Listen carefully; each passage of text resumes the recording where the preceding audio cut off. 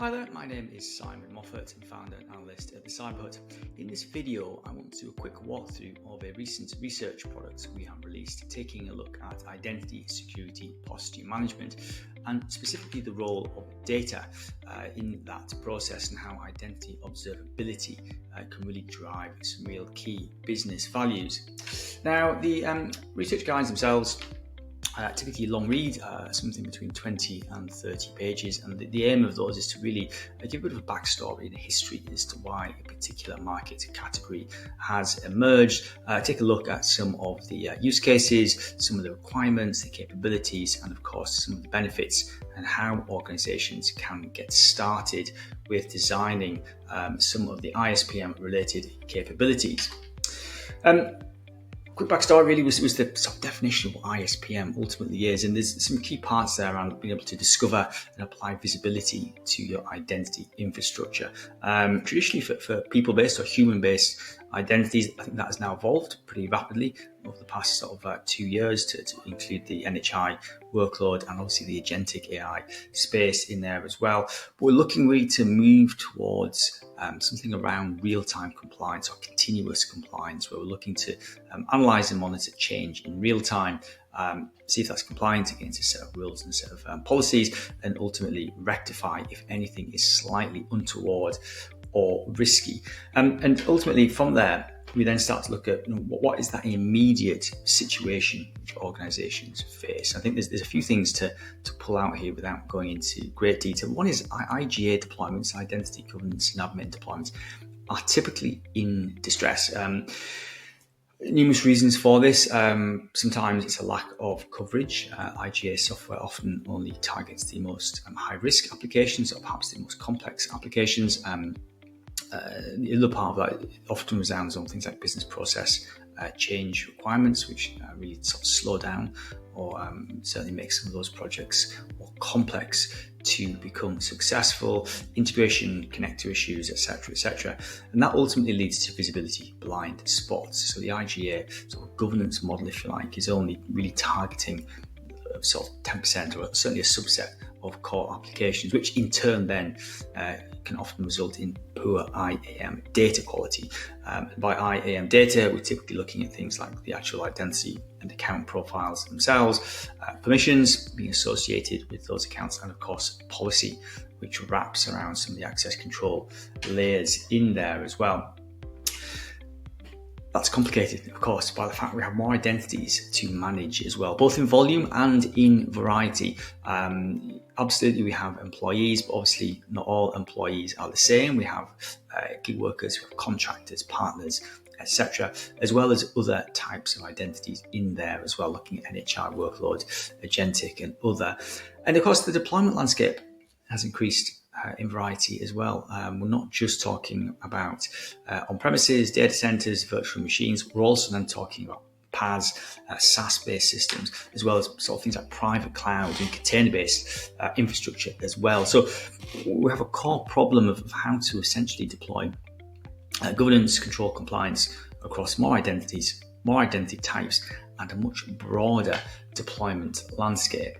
And to that end, essentially, we see identity being, it's not as productive, it's not as effective. We see it being an identity, all of the identity fabric being an attack surface, both for external adversarial activity as well as internal activity as well, be that malicious insiders or even accidental insiders, if you like, around employees and staff circumventing security controls simply because they are not effective and don't align with the correct business process. What does that mean? Well, clearly productivity starts to decrease as well. Access requests, access review processes take longer, take more effort, and take more time. Risk increases due to visibility problems, lack of security controls, poorly implemented security controls. So we start to see this identity data area being a real pinch point for both productivity and risk. This sort of continues really as part of that early part of the report, really to look at what does that really mean? Well, from a business perspective, we start to see this manifest in a number of different ways. Delayed onboarding, help desk overload, either through basic things like password reset, but often around access misalignment. where staff do not have the correct access to do the jobs that they have been assigned, slow access to resources, slow onboarding, manual and shadow accounts and workarounds. So if an employee does not have the correct access, maybe they share accounts, share systems and others. A lot of fatigue and effort problems around access review and understand the access request, access control landscape, which simply introduces even more of a death spiral, if you like, around finding a baseline for compliance and finding the correct level of access that individuals should actually have. So then we need to start thinking about identity really in two things. One is the life cycle and also as a data problem. So the life cycle really is looking at the sort of cradle to grave view of how identities can be broken down, right the way from onboarding and proofing, verification, validation, storage within directories, credential management and credential lifecycle, permissions association, be that RBAC, ABAC and other, clearly right the way through to changes in usage, project change and other, and obviously offboarding. So when you think of that end-to-end life cycle, and then we need to think of all of the data points within that life cycle, think of both the consumption of data and the generation of data, and what does that really look like, and how can we sort of integrate and use this identity data plane to start to solve some of those initial problems around governance. Clearly we need connectivity, we need to introduce more systems into this analysis. Ingestion of data, be that by standards, APIs and other, correlation and normalization of these data signals from everything from ticketing systems, ITSM, configuration management, application repositories, clearly the things like IDPs and directories as well, but also potentially things like applications, permissioning systems and the actual activity logs potentially in there as well. So we're looking to create this data fabric which allows us to improve visibility and allow us to make better decision making around the profiles, permissions and policies within this identity lifecycle. We then introduce a couple of new terms. Identity observability is one. We're looking to essentially understand that lifecycle view of the data associated with this identity itself. And it's important to put some guardrails around some of the sort of definitions here. And clearly we have a quite broad kit bag of control pillars, if you like, within our identity world. Many of these have been around for a long time. Identity providers, IGA, PAM, Directory Federation and other. And they may well be from the same vendors, could well be from different vendors. They're going to be often quite isolated and distributed. Interoperability between those building blocks has increased in recent years. Various different standards around things like Federation, Alpha North Sea, Auth2, SAML, etc., but also things like SCIM as well, which helps to promote the sort of consistent creation and management of profiles and of data within there to have sort of consistent schema management and provisioning. But ultimately, these pillars are often quite disconnected and not necessarily joined together. So it introduces control plane problems, visibility problems and other, and we then start to see the sort of drop down of things like ISPM and ITDR, identity threat detection and response in there as well. So it's important to think about the data being ultimately more of a preventative sort of control point, as well as ITDR being this sort of more of a behavior/detective way of looking for behavioral changes, looking for trying to understand the intent really of an identity. It is Simon, he has the correct permissions, but is he behaving in a way which is consistent with his own behavior and perhaps that of colleagues, of peers, and maybe of external threat actors as well. So we need to start understanding that those existing pillars of identity technology need to be augmented and enhanced with other things. So we need to think about discovering what we have and what do we have from an identity point of view. The identities themselves, the assets involved, the accounts, the permissions, where do they reside, what systems are generating what information. can we then understand and have some sort of visibility and tracking of what those assets are actually doing? What's changing them? Is it provisioning changes? Is it native changes? What's the why behind that? And does that give us some ability to respond if we do find something erroneous or malicious? And ultimately, we are looking to then have some sort of strategic observability of that secure running state. So once we've found ourselves in a sort of compliant or stable way of looking at our identity data, can we identify changes there? External information, internal information, business change, etc. And that really gives us that end-to-end view of all of the identity data changes which may or may not be occurring. Are they compliant? What was the why behind them? And is a response needed? The report then continues with use cases. As you would expect, there's a whole host of different use cases here.